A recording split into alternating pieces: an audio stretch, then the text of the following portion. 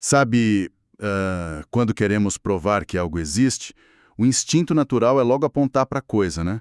Tipo, a gravidade existe, então olha essa maçã caindo. Exato, nós somos criaturas, muito visuais.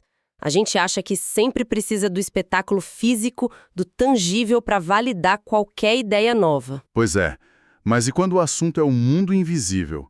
Tentar provar isso mostrando um fenômeno é exatamente onde a maioria escorrega. Escorrega feio. Hoje, o nosso mergulho profundo vai explorar o Livro dos Médiuns, de Allan Kardec, mas focando só no capítulo 3, chamado do Método.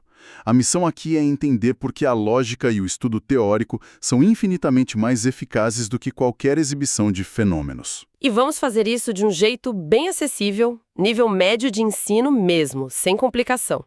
É uma inversão total de expectativa, na verdade. Como assim? Em vez de começar com um efeito espetacular para chocar quem é cético, o método exige começar pela base, pelo princípio mais elementar de todos. Certo, vamos desdobrar isso. Kardec argumenta que é um erro gigante tentar convencer o materialista logo de cara mostrando uma manifestação física. Não funciona.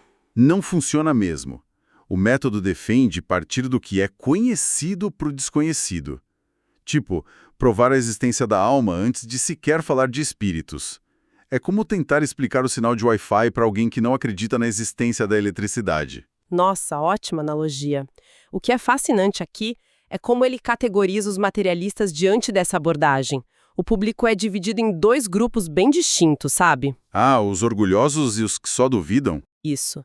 Temos os materialistas sistemáticos, que negam por puro orgulho e não dariam o braço a torcer nem se presenciassem o impossível.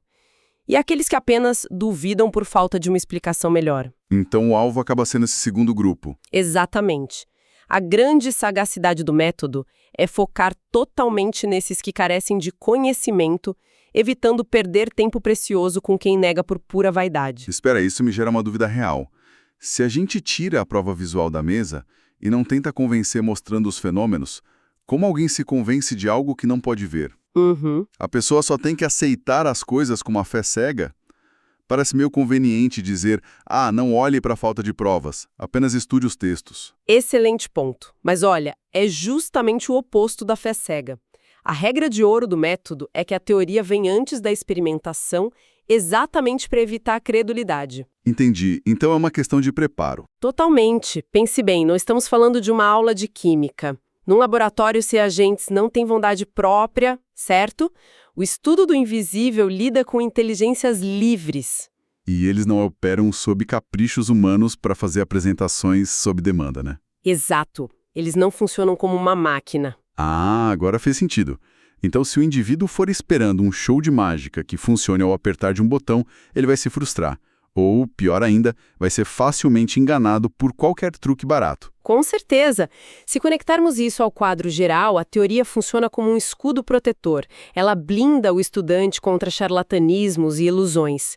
Quando se entende a fundo como a lei funciona, fica impossível cair em truques de feira. Aqui é que a coisa fica realmente interessante. O verdadeiro aprendizado vem da leitura, da dedução lógica, e não de simplesmente ver uma mesa girar no ar.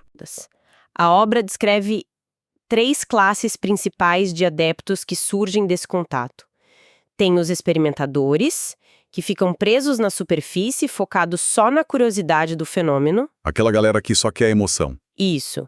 Depois temos os imperfeitos, que até entendem a filosofia no nível intelectual, mas não mudam os próprios vícios. E, por fim, os verdadeiros espíritas, que são os que aplicam o ensino moral cristão no dia a dia. Mas me explica uma coisa. Como exatamente o estudo de uma teoria lógica obriga alguém a mudar o próprio caráter? Qual é a ponte entre estudar um livro e se tornar alguém melhor? Isso levanta uma questão importante. A ponte é a própria lógica do que está sendo provado. Se a teoria demonstra que os espíritos são apenas as almas das pessoas que deixaram o corpo físico, que a vida continua? sim, e que a consciência continua existindo com as mesmas falhas, virtudes e responsabilidades. A consequência irrefutável é que as nossas ações diárias moldam a nossa realidade futura. O conhecimento acumulado perde totalmente o sentido se não for aplicado na melhoria íntima. Nossa, profundo isso. É como passar anos estudando as plantas aerodinâmicas de um avião de forma brilhante, mas se recusar a voar em um. Então, o que tudo isso significa? Significa que a verdadeira prova de ter compreendido o método não é presencial e inexplicável, não é ver um objeto se mover sozinho. Não mesmo. A prova real e a mais difícil de todas é a transformação do próprio caráter de quem estuda. Se a atitude não muda, a compreensão foi apenas teórica.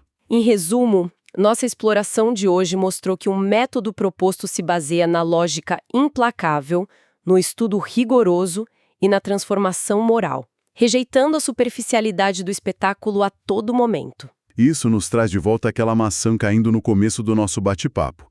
Se o estudo profundo do invisível exige antes de tudo uma mudança prática e incômoda na conduta diária... Quais outras áreas do conhecimento a gente tenta decifrar só pela superfície, né? Exatamente. Querendo provas fáceis, sem estarmos dispostos a mudar a nós mesmos. Fica essa provocação para quem acompanha o nosso programa pensar a respeito. Até a próxima análise.